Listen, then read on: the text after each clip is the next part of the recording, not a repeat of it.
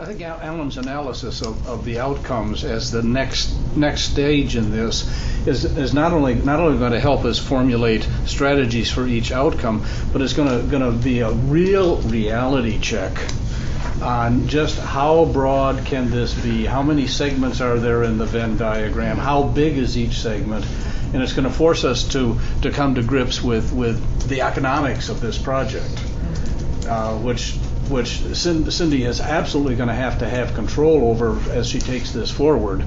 That is this a $500 project or a $5 million project? Is it 200 square feet or 20,000 square feet? And just look, my experience has been that it's real easy to draw the lists. Then when we start fleshing out each of the elements in the list and look at what does it take for us to get to this particular conclusion, to get to this particular outcome, what objects are we going to have to obtain, what are the sources for the information, et cetera, then that we get real fast then. Do you prioritize your list of hopeful elements of an exhibit in setting your goals? My experience has been you want to prioritize, but reality intervenes. may affect whether that priority persists. And that's why I start looking at things like if we want it to be object-based, if we want to have interactive experiences of some sort, what are the resources that we have to apply in order to get to that particular point? Particularly if we're dealing with historic objects. Yeah. And as has come up here several times, there are historic objects, and then there are historic objects that carry a whole lot of baggage that may be available but may not be appropriate for exhibit. And then when you do some front end research and figure out what your audience knows, doesn't know, and all that, you may realize there needs to be another portion that you didn't envision in order to set the stage and bring them to the point where you can begin engaging them. So so as we get to that point, then as she said, it moves out of this room real fast and gets out to both the potential audiences and what are their expectations, experiences, backgrounds, awarenesses, and the potential array of venues. And what are their requirements, expectations, etc. And the potential array of funders. Well, yeah. that's right. Could I ask some just very practical question about today's parameters? I mean, you're throwing out 20,000 square feet. I think Dubai is the only place. Shanghai. I mean, that's extraordinary. That's a big spread. Are there any American for dramatic purposes? That's 12 to 15 is doable. 12 to 15, but how many museums have space for 12 to 15? Right. I was just looking over. Well, how many do you? 3,000 to 5,000. 5,000 seems to be kind of an average size. Now that's twice as big as. It really depends on what kind of venues you're looking at. Traveling, So remember the bigger institutions can do big exhibits. Like you're saying 12 to 15? 12 to 15. Our place, which is a medium-sized museum, does that, right? And I would say that the major ones around the country, the big ones around the country can do that. Okay, so how much does it cost per square foot these days for a $240. I just looked that up. How much? $240. That sounds very low. That sounds low. For That what sounds kind low. of exhibit? That's low to me, too. Yeah. I would say $6 million for. I mean, we're doing a project which is $6 million for 12,000 square feet. Again, it depends if you have a lot of With lots of interactives. If you have some high-end computer simulations, then you're going to be at the high end of that. I've gone up to $1,000 a square foot. That's to develop it.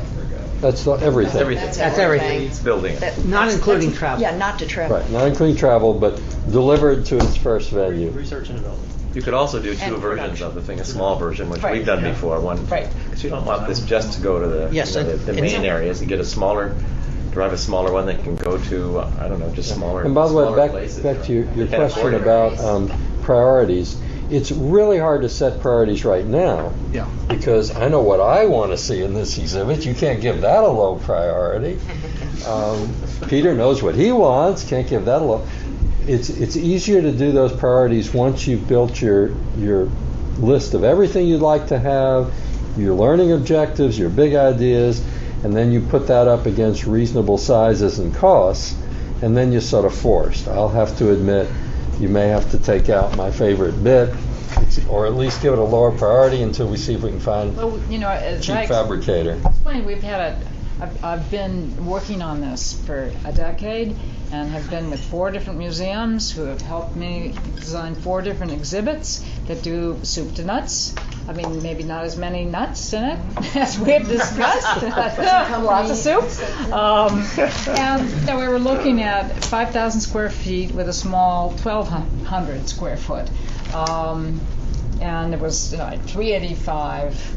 That was, Okay. But I mean, it's expensive. Right. I'm not saying that's a perfectly reasonable set of numbers, but when we compare that number to how many square feet we need for each of the topics we talked about today, I think we'll discover quickly we're way, we're into the 12,000 square foot. And so exhibit. that's where we'll prioritize. We'll decide we really can't afford a 15 or 12,000 square foot, or we choose not to because there aren't enough venues that can take it. Whatever those decisions are, the next piece after that will be, okay, then we got to prioritize. And this is from a survey on museumplanner.org that said the majority of traveling exhibitions are between 1,000 and 5,000 square feet. That's 67.9%. And then there's 3 different ranges of prices. You have your $25 to $75 per square foot, about 25% of them. 30% of them are 100 to 150, and then 25% are 250 to 350 per square foot. But the thing is, Museum Planner does not address the uniqueness of what we're dealing with here with interactives. Yeah. That's where the costs really start to and potential artifacts that. And it may be, you've got a lot of cost and liability issues associated with collections as well if you're going to actually moving objects around. But I think the other aspect of this is that you can do in 6,000 square feet, you can do exactly what this Venn diagram that we're describing can do very, very easily. It's just how compelling do you make your message? When you have a harder time delivering a compelling message, your interactives can sometimes make up the difference. Maybe you don't need that if your message, if you're really compelling, you essentially have little pods that people visit. Yeah, I've had experience with that because I go to the Hiroshima Museum every year and the Nagasaki Museum every year. The Hiroshima Museum is big, it's on a much bigger scale, but my students are always much more moved by the Nagasaki Museum, and it doesn't have interactives, very minimally, but it's a very powerful, intellectually and emotionally, the experience of that. There's a totally different experience than the Hiroshima Museum, which they tend not to like. But it's dealing with a lot of our issues in a fairly, I think, low-budget fashion, but the impact is enormous. But they're a self-selected group. My students, yes, but I see the difference impact on me and others also between those 2 museums, and it's possible to convey that. People who come to this museum, to our exhibit, are likely to be self-selected to some extent also. What's the size of the race exhibit? Do you know what size? So it's about 5,500, I think. Yeah, that's what I was going to say. It's about 5,000. You got a lot in 5,000 square feet in that exhibit, including some interactive stuff. I mean, it's. Yeah, I think 5 to 6. It's really nice. Well, I mean, just being very practical, it seems like that's the range we should look at. Having also approached a lot of funders, this is a niche subject, and I think if we can convince the Pew Charitable Trust that indeed their audiences would benefit from, seeing the context for getting to zero, or getting the threat of nuclear weapons under control as something they need to reach out to the public on. That would be good. I think the STEM education, obviously we need to build the science component in there to attract that kind of funding, but that's clearly a source of funds. I mean, if presenting it that way. But it is all about the funding. I mean, we do need some folks to fund this without actually getting trammeled by someone who starts dictating, you've got to say this is the best thing since sliced bread. It's going to be controlling, keeping the funders. We want your dollars, but not necessarily your script. I think you've gotten a lot of good input over the past couple of days, and distilling this into your message is really going to be a challenge. It's going to be interesting. I have to say that I'm delighted to be here, and I'm glad I'm here. When I first saw it, I thought, really? But I really understand it a whole lot more now. And if you're the funder, you don't want them to be saying really. What was it that made you go really? Manhattan Project alone. Okay. I said, it's a history lesson, and okay, conceptually I understood there's a lot that's coming from it, and to some extent what we've discussed over the past few days is not. Some of it is truly revelation, and I appreciate what I've gotten from that. But some of it's depth of appreciation of the significance, and that we're going to have to get that out there soon, so that people understand the compelling aspect of this thing called the Manhattan Project, so that they don't say, it's a history project, okay. And do you agree that this is? It's sort of smart to try to think of this as a science center, science museum as a home base. If we have to think of an audience or a platform. I could make an argument for why it's an interesting history exhibit. I think you get less people. You get World War II history buffs, who will spend time in that exhibit. I think it has a large societal relevance, where science is a good launch pad for it. And we like the fact that science is more of a gray area than people perceive it to be. Yeah. We like that. And so the Science Center of today is actually more, they're more associated with this. They find that it has more traction for them than may have been the case in the past. And I'm overgeneralizing, of course, but I have 20 science centers in my own association that are at the $45 million and above operating budget, and they're going to be large enough to not only get it but also absorb it. So there's no lack of audience for this sort of thing. No, I like this Venn diagram approach to it, just because it's so flexible. Also, yeah. I think it resonates with this whole how people actually visit exhibitions. They don't go linearly through these, but I like the idea you can take a component, take it out, or put it in. Yeah.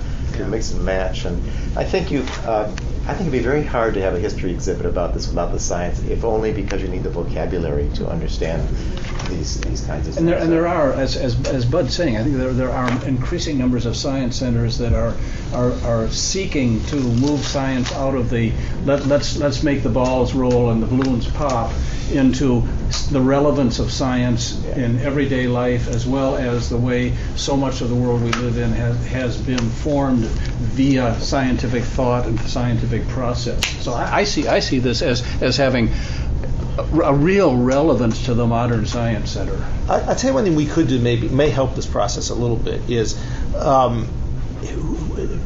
we might ask, what about this particular exhibit do you want to catch up to or connect to that you already tend to see in a science center setting? So I can tell you right now, every science center gets a chance to do something on space. It's going to do something on space. They're going to have some NASA stuff. They're going to have rockets. They're going to have things that lead up to the space race, and they're part way there.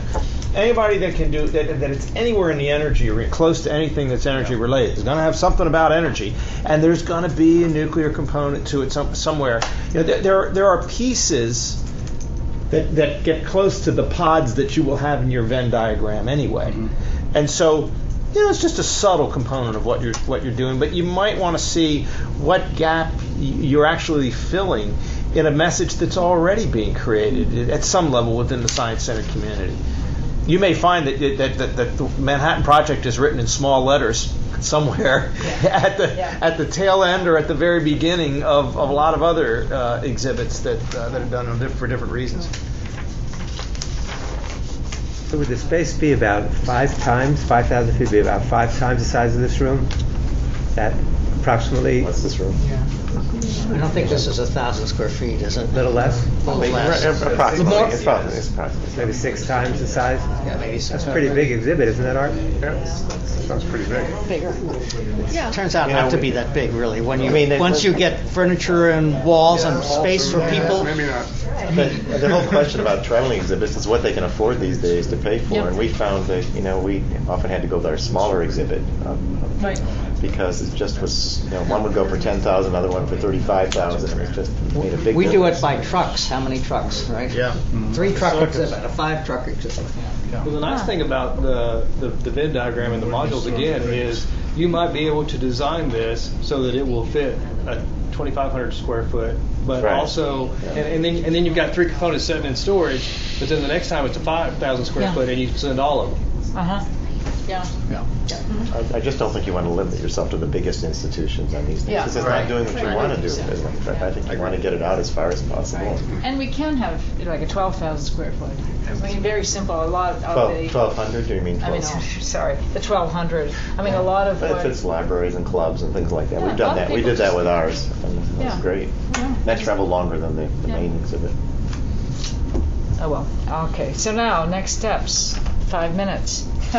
Did everybody? Do you think we've done enough? I'm worried about pleasing our funders, NSF, whose expectation is that we provide some feedback to them on the field of informal science learning. Have all these nuggets you've been offering? Can I put that in the column? Here's what we've said. Right? I think some of the latest stuff that just came up about where science centers are going and what Alan brought up about more of science in society, those are really, really good nuggets for that part of it. Is there further research? That's another question they had. What kind of scholarly research ought to be recommended to kind of pursue this further for the benefit of Well, there's the this field? Pulitzer Prize winning book on.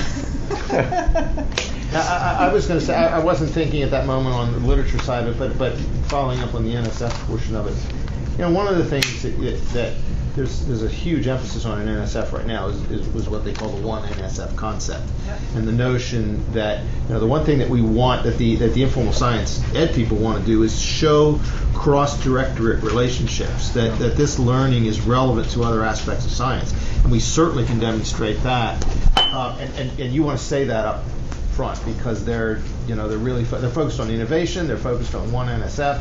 And those are, if you get those elements in early, you've hit your mark. And you've already got two program elements funding this. Exactly. So they're already moving in the direction that they see this as cross-disciplinary. Yeah, including social health.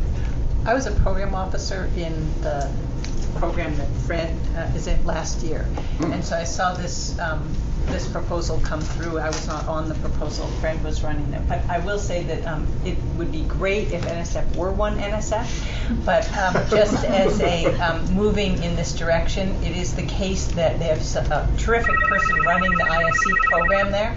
But if people are, this is this one? Yeah, I think so. But it will be useful for people interested in furthering ISE at NSF to help Fred and Al have new resources and new kinds of information. This kind of stuff that you museum people, you can just spout out because you know it, it's easy for you. They don't know all those details. And anything that you can say about what you have learned here or anything like that will be really helpful to them, and it will be very helpful in furthering the cause of ISE at NSF. So, you're right. Al knows it in excruciating detail because he comes from a science museum environment and he's seen my presentation 3 or 48 times. But what's really important is that just across ISE, there's not an appreciation of all this. Never mind one NSF. One ISE would be nice. And the STS program wants to fund things that are across the foundation, but without more information delivered to people like Fred, who has this interdisciplinary program, it's less likely that PIs are going to be encouraged to even think in these terms, because you want people to think about informal science education. When you have a project, how could it be used by people in museums? What could you do?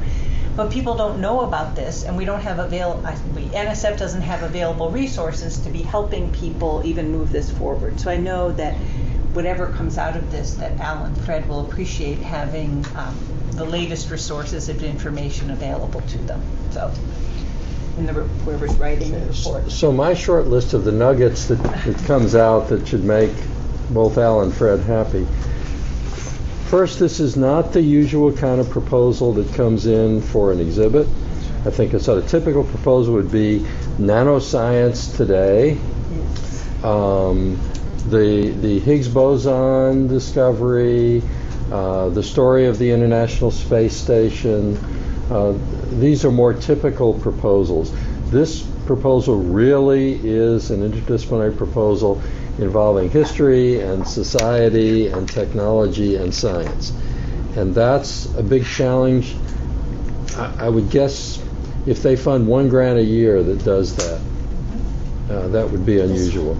So Yes, right. there it is. So I think that's great. Second, I think one thing we learned was that the history side of it, we're ready to talk about a Venn diagram for the whole thing. That's remarkable.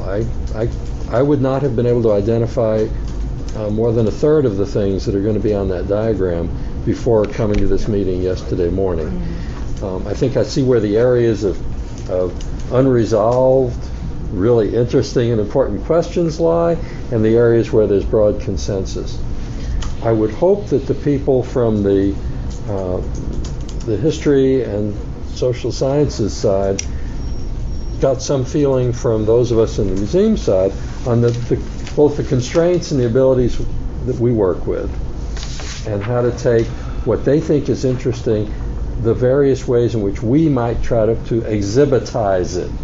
Sort of like weaponizing the terms, right? How would we exhibitize this? And the fact that it's not just exhibits, that we talked a lot about theater. Jay's institution is the one that really invented the concept of science theater. It's all over. But boy, this is a really powerful place where you would use that technique. I'm really excited about these debates that we're going to stage. So I think those are nuggets that are more generally useful and might encourage more projects like this. I mean, we're all focused so much on Manhattan Project, but I imagine we could think of 10 different projects right now that involve some sort of large-scale interaction between site-specific technologies and society and the science and engineering behind them. So I think that's all generally useful. And in particular, I think we've really set up for a group to actually now start shaping this actual project. I think we don't have all the background we need, we don't have the front-end evaluation, but boy, do we have enough material, important material, and we have a sense of the things that we've really got to think about including.